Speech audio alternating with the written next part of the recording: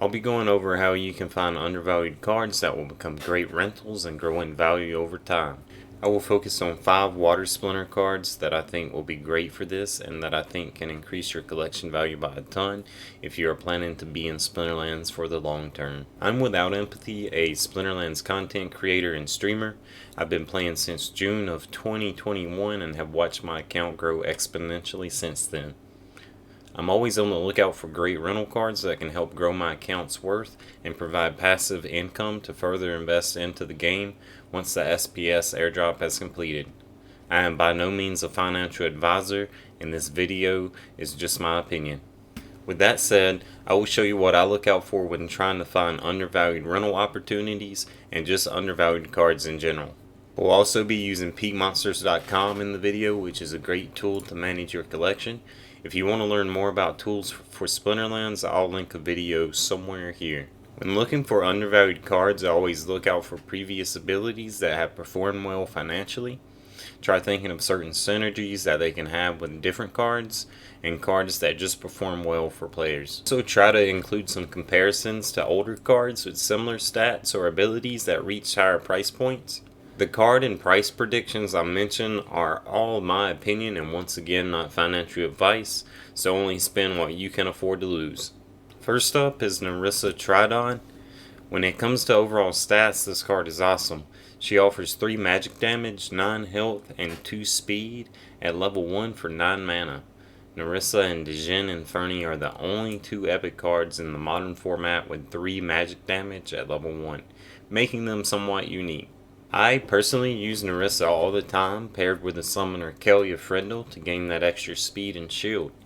This combination makes her tankier and allows her to get that huge magic damage off before the opponent. After checking on Peak Monsters for cards to compare this one to, I realized that there were no epic cards with 3 magic damage at level 1. Phantom Soldier, an older reward card, has somewhat comparable stats with 2 magic damage, 3 speed, and 8 health for a mana cost of 8.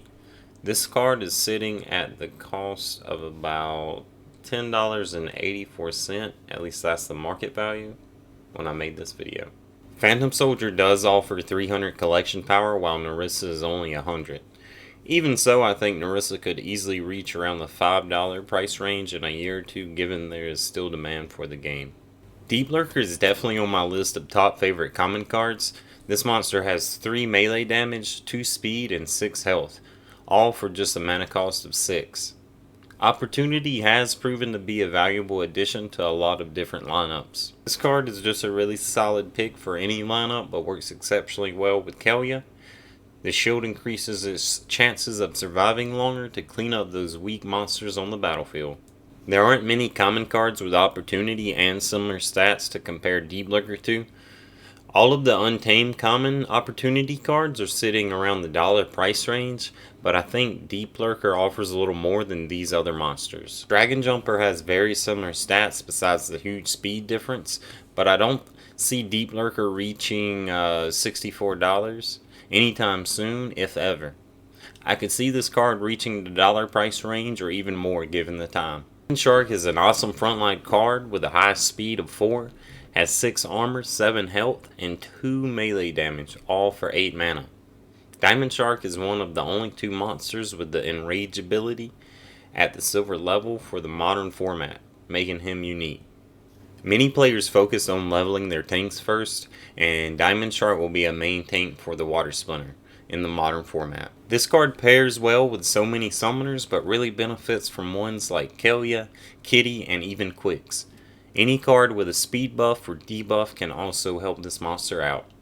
I couldn't think of a direct comparison for Diamond Shark, but there are a ton of older enraged ability monsters that have kept a pretty high price point, although they are all epics and legendaries. I think given the fact that this card offers enrage at a lower league like Silver, more players will combine their sharks to compete at a higher level. If you have a prediction for what this card's price will be in the future, let me know in the comments below. I personally see this card growing a ton in value, but it's hard to say how much. I think this one is unique and will be a must-have for anyone building their modern Water Splinter collection.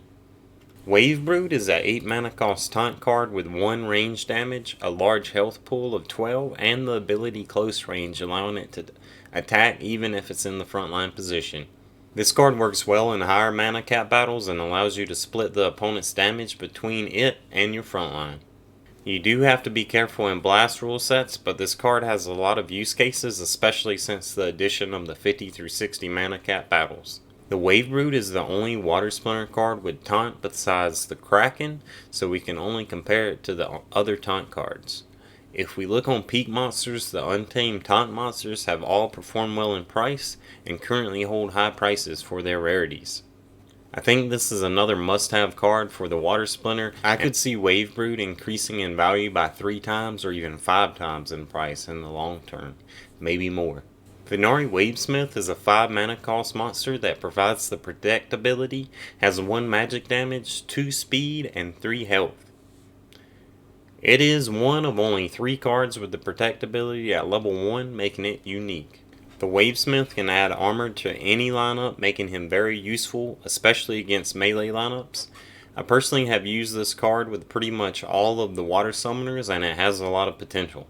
Wavesmith is very similar to Truthspeaker and Queen Mycelia, although Mycelia is a legendary. Truthspeaker is at $1.85, and I think Venari Wavesmith is the better card, despite the fact that Truthspeaker is double the collection power.